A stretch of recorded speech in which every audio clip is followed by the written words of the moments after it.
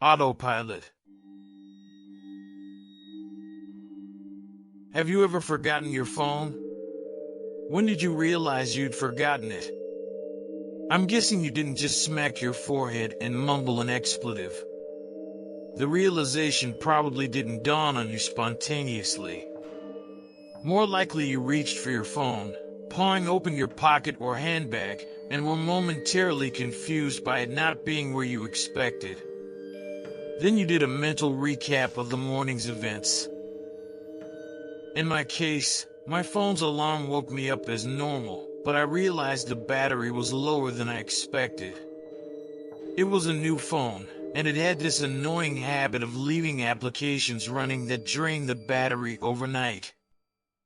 So I put it on charge while I showered, instead of into my bag like normal.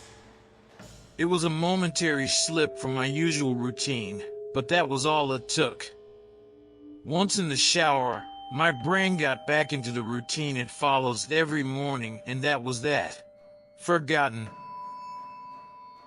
This wasn't just me being clumsy, as I later researched. This is a recognized brain function. Your brain doesn't work just on one level, it works on many. Like when you're walking somewhere, you think about your destination and avoiding hazards, but you don't need to think about keeping your legs moving properly.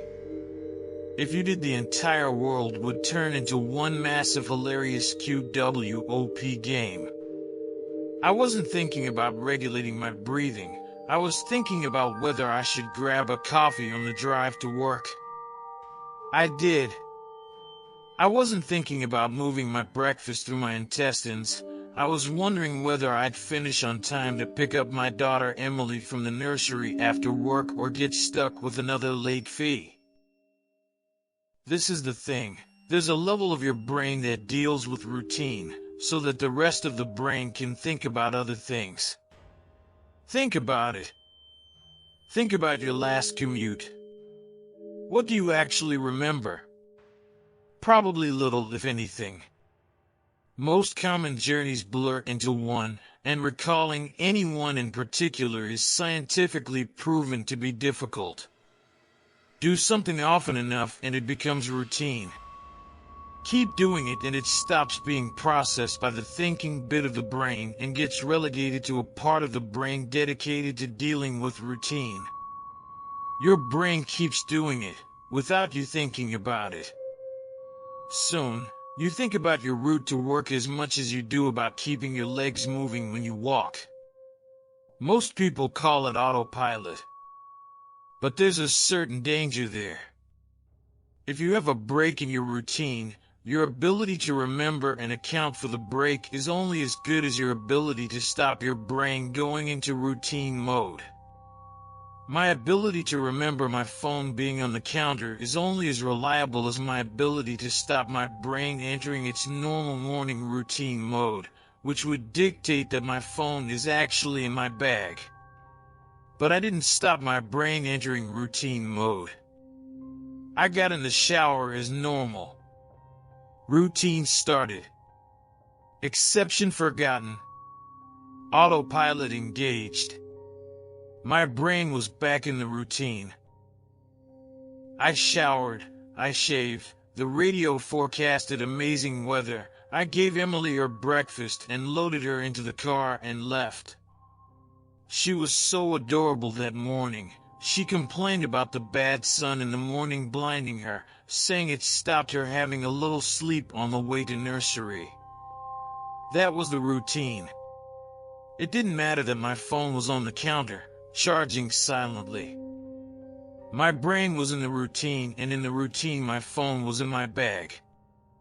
This is why I forgot my phone. Not clumsiness. Not negligence. Nothing more than my brain entering routine mode and overriding the exception. Autopilot engaged. I left for work. It was a swelteringly hot day already. The bad sun had been burning since before my traitorously absent phone woke me up. The steering wheel was burning hot to the touch when I sat down. I think I heard Emily shift over behind my driver's seat to get out of the glare. But I got to work, submitted a report, attended a morning meeting. It's not until I took a quick coffee break and reached for my phone that the illusion shattered. I did a mental recap. I remembered the dying battery. I remembered putting it on charge. I remembered leaving it there. My phone was on the counter. Autopilot disengaged. Again, therein lies the danger. Until you have that moment, the moment you reach for your phone and shatter the illusion, that part of the brain is still in routine mode. It has no reason to question the facts of the routine. That's why it's a routine. The act of repetition. It's not as if anyone could say, "Why didn't you remember your phone?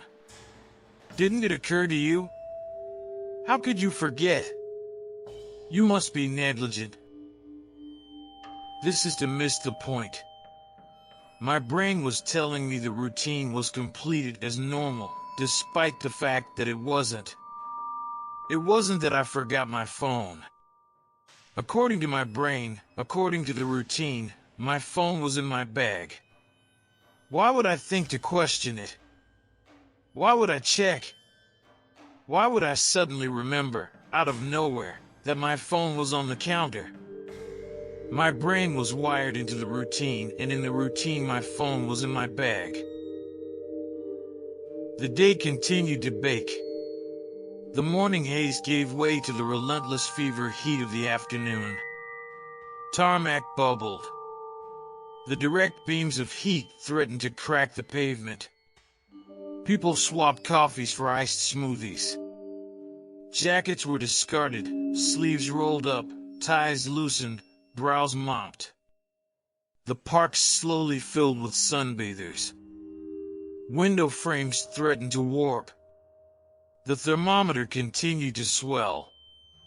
Thank fuck the offices were air-conditioned.